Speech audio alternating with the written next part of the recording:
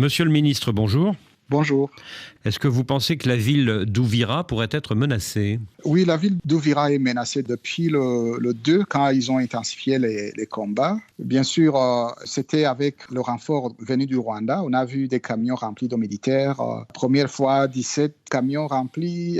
Deuxième fois, 22 camions remplis qui traversaient de Bugarama, une localité du Rwanda, pour traverser vers la frontière congolaise. Et ils ont aussi utilisé des armes lourdes, de l'artillerie et puis des drones kamikazes et des drones de fabrication turque. Mais du côté des FARDC et de votre task force, il n'y a pas de drone?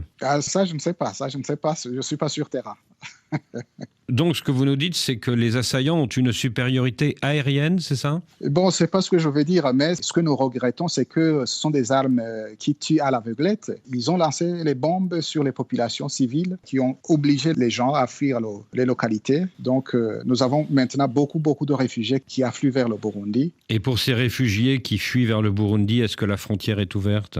Oui, la frontière est ouverte et nous avons déjà depuis 3 jours enregistré plus de 30 000 réfugiés demandeurs d'asile. Alors la ville congolaise d'Uvira est à quelques 20 km à peine de la capitale économique du Burundi, Bujumbura. Si les rebelles et leurs alliés rwandais entrent dans Uvira, vous réagirez comment? En tout cas, toutes les options sont sur table parce que Uvira et Bujumbura sont des villes côtières et ce qui menace Uvira menace aussi Bujumbura. Donc le Burundi est prêt à user de tous les moyens pour protéger sa population et ses frontières. Et pourquoi dites-vous que ce qui menace Uvira menace aussi Bujumbura? Parce que les deux villes sont très proches, c'est les deux villes jumelles au bord du lac Tanganyika, c'est ça? Oui, c'est ça. De Bujumbura, vous voyez l'autre côté de la rive, et Uvira est là, et d'Uvira, vous voyez Bujumbura. Et donc, c'est à quelques minutes de conduite, de route, si vous voulez. Et dans cette hypothèse-là, vous estimez que vos intérêts vitaux seront menacés?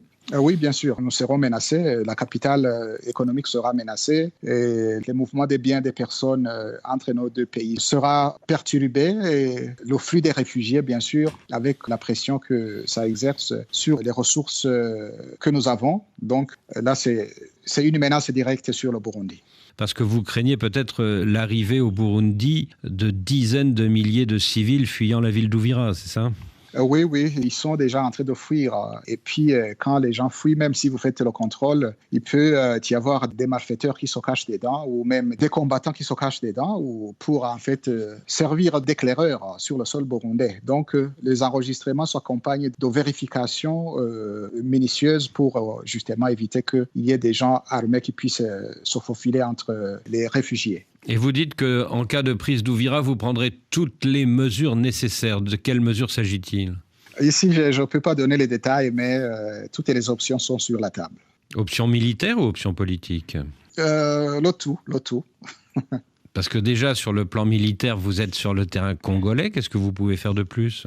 On est sur le terrain congolais, mais toutes les ressources n'ont pas été déployées. Peut-être il y aura des mesures supplémentaires. Vous avez des troupes en réserve? Vous savez, toute l'armée burundaise n'est pas en RDC, ça ne peut pas se faire. Mais s'il le faut, il y aura des renforts burundais qui traverseront la frontière vers le Congo. C'est ça que vous nous dites? Oui, j'ai dit que toutes les options sont sur table. S'il faut des renforts, s'il faut quoi que ce soit, tout est sur table. Et je pense que aussi, si le président Trump croit en cet accord, et vous savez, les États-Unis, c'est une grande puissance. Quand les États-Unis parlent, je crois que c'est difficile de fermer les yeux ou de boucher les oreilles. Donc, il suffirait que les États-Unis mettent un peu de pression sur Kagame et je pense que le reste va se résoudre. Parce que le M23 sans Kagame, sans le Rwanda, ce n'est rien. Et pratiquement, le Rwanda est devenu un facteur de déstabilisation. Et concrètement, dans les 2 ou 3 jours qui viennent, qu'est-ce que vous attendez de Donald Trump?